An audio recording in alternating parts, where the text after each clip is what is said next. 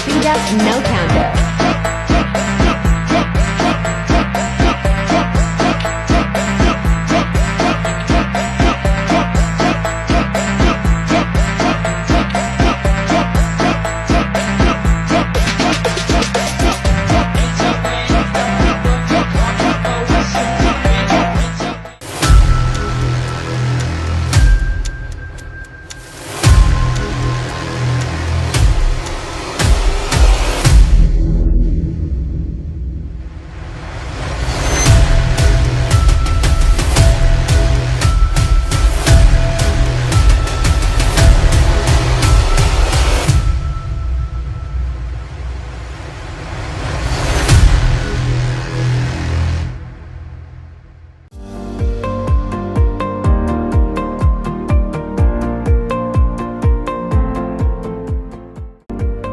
Halo everyone, pada video kali ini kami dari kelompok 5 akan membahas tentang sistem operasi pada komputer.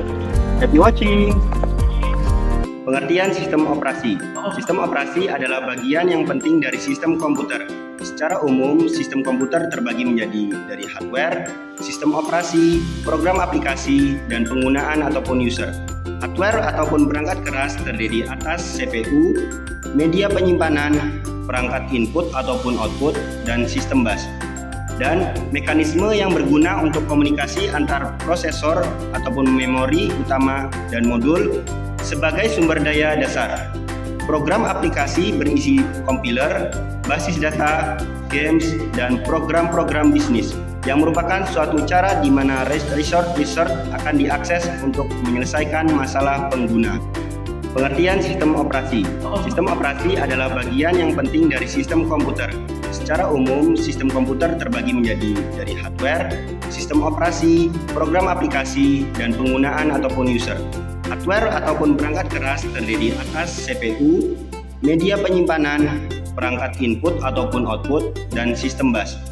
Dan mekanisme yang berguna untuk komunikasi antar prosesor ataupun memori utama dan modul sebagai sumber daya dasar. Program aplikasi berisi kompiler, basis data, games, dan program-program bisnis yang merupakan suatu cara di mana resource akan diakses untuk menyelesaikan masalah pengguna. Selanjutnya, saya akan menjelaskan peranan dan kategori sistem operasi. Sistem operasi bertindak sebagai pemerintah di mana sistem operasi mempengaruhi penggunaan komponen sistem komputer yang tepat. Selain itu, sistem operasi juga dipandang sebagai kontrol program yang bertugas mengontrol perangkat I/O dan program user yang berbeda, dan mengontrol eksekusi program user untuk mencegah error dan penggunaan komputer yang tidak tepat.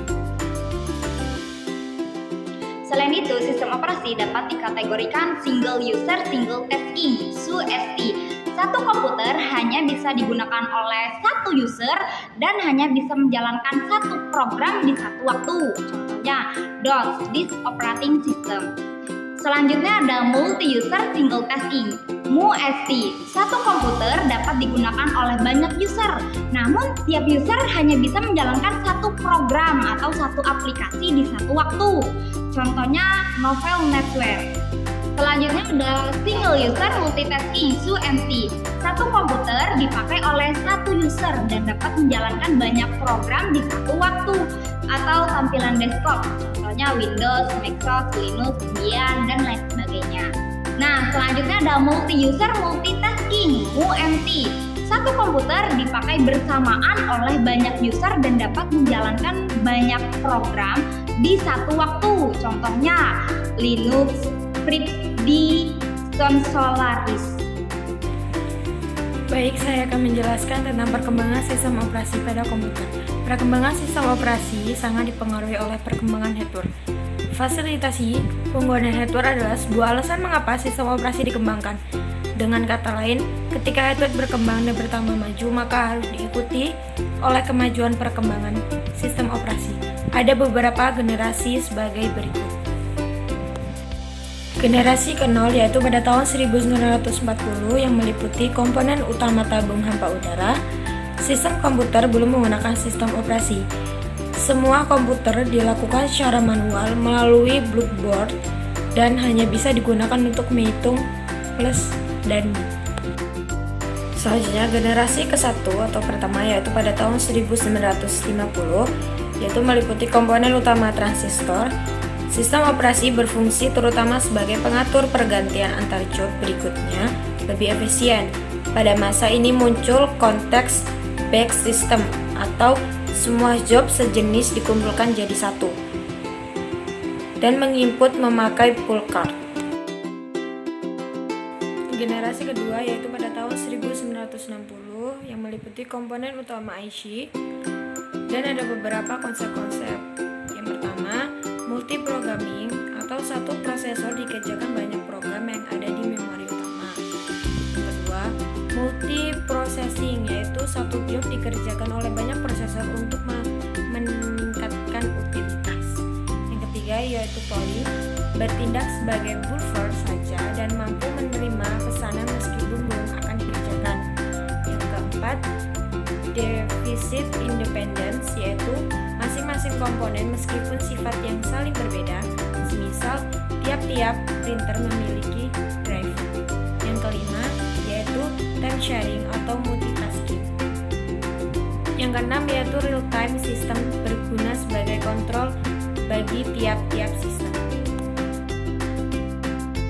Selanjutnya generasi ketiga yaitu pada tahun 1970 yaitu komponen utama VLSI dan menggunakan konsep generasi purport system hingga sistem operasi menjadi sangat kompleks, mahal, dan sulit diterima. Generasi keempat yaitu pertengahan 1970 hingga sekarang yaitu PC atau personal komputer makin populer. Sistem operasi sudah dengan jaringan komputer dengan tujuan data sharing, hardware sharing, dan program sharing.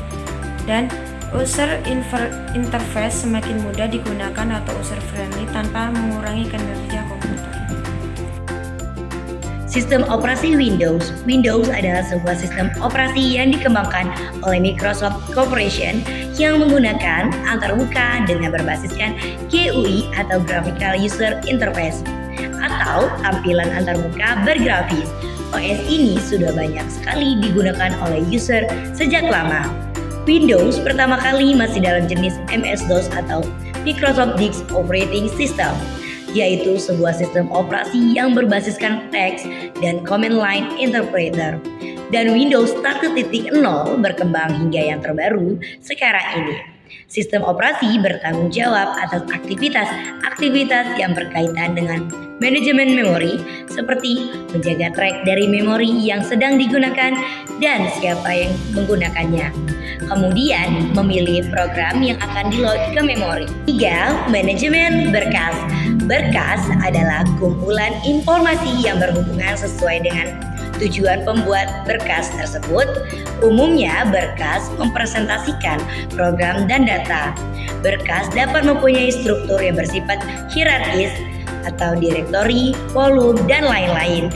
Sistem operasi mengimplementasikan konsep abstrak dari berkas dengan mengatur media penyimpanan massa, misalnya teks dan disk. Sistem operasi bertanggung jawab dalam aktivitas yang berhubungan dengan manajemen berkas, pembuatan dan penghapusan berkas, pembuatan dan penghapusan direktori, mendukung manipulasi berkas dan direktori, memetakan berkas ke secondary stroke, membackup berkas ke media penyimpanan yang permanen atau non-volatile. 4. Manajemen input atau output, sering disebut device manager, menyediakan device driver yang umum sehingga operasi masukan atau keluaran dapat seragam, membuka, membaca, menulis, dan menutup. Contoh, pengguna menggunakan operasi yang sama untuk membaca berkas pada perangkat keras, CD-ROM, dan floppy disk.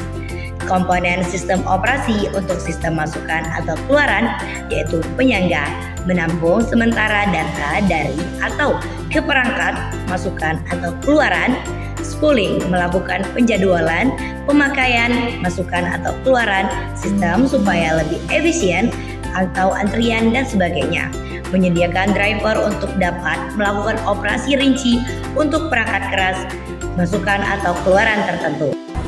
Selanjutnya ada sistem operasi Linux. Linux merupakan kloningan dari Minix, salah satu varian Unix. Sistem operasi ini juga terkenal dan banyak orang yang menggunakan.